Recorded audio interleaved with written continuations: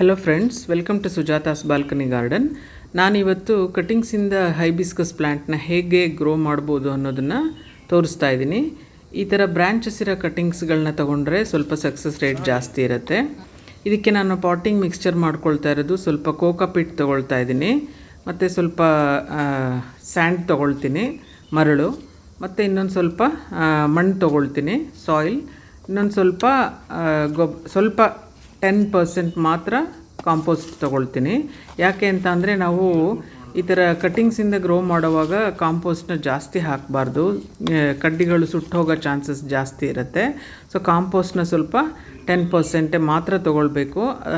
Cocopeat ಮತ್ತು ಸ್ಯಾಂಡನ್ನ ಸ್ವಲ್ಪ 20%, ಆ ಥರ 20 to 30% ತೊಗೊಳ್ಬೇಕು. ಆವಾಗ ಮಾತ್ರ ಸಕ್ಸಸ್ ರೇಟ್ ಜಾಸ್ತಿ ಇರುತ್ತೆ.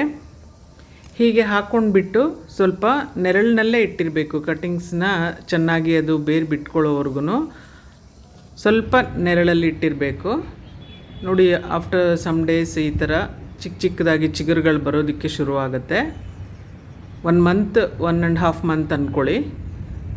ಈ ಥರ ನಾವು 2-3 ಬ್ರ್ಯಾಂಚಸ್ ಇರೋ ಕಟ್ಟಿಂಗ್ಸ್ ತೊಗೊಂಡವಾಗ ಸಕ್ಸಸ್ ರೇಟ್ ತುಂಬ ಇರುತ್ತೆ.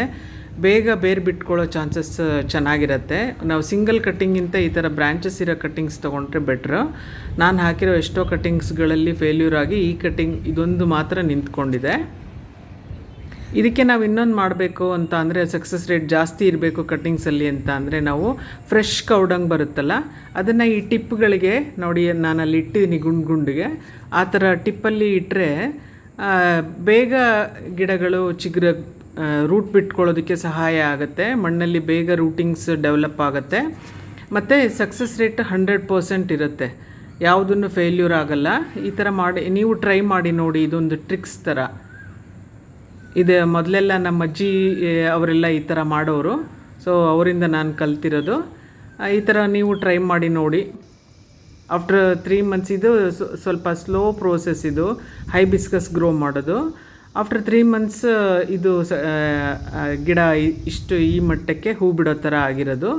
ನೋಡಿ ಎಷ್ಟೊಂದು ಮೊಗ್ಗುಗಳು ಬಂದಿದೆ, ಹೂವು ಬಿಟ್ಟಿದೆ, ಚಿಕ್ಕ ಗಿಡನೇ ಹೂ ಬಿಟ್ಟಿದೆ. ನಾವು ಕಟ್ಟಿಂಗ್ಸಿಂದ ಗ್ರೋ ಮಾಡೋ ಪ್ಲ್ಯಾಂಟ್ಗಳು ತುಂಬ ಹೂಗಳನ್ನ ಕೊಡುತ್ತೆ. ಬಿಗಿನಿಂಗಲ್ಲಿ ಚಿಕ್ಕ ಒಂದೊಂದು ಟಿಪ್ಪಲ್ಲೂ ಸಹ ಮೊಗ್ಗುಗಳಿರುತ್ತೆ. ನೀವು ನೋಡ್ತಾ ಇರ್ಬೋದು ಎಷ್ಟೊಂದು ಮೊಗ್ಗುಗಳು ಬಿಟ್ಟಿದೆ ಈ ಗಿಡ. ನೀವು ಟ್ರೈ ಮಾಡಿ ನೋಡಿ, ಇದೇ ಪ್ರೋಸೆಸ್ಸಲ್ಲಿ ಟ್ರೈ ಮಾಡಿ ನೋಡಿ, ನಿಮಗೂ ಸಕ್ಸಸ್ ಸಿಗತ್ತೆ. ಹೋಪ್ ನಿಮಗೆ ಈ ವಿಡಿಯೋ ಇಷ್ಟ ಆಯಿತು ಅಂತ ಅಂದ್ಕೊಳ್ತೀನಿ. Thanks for watching. ಬಾಯ್.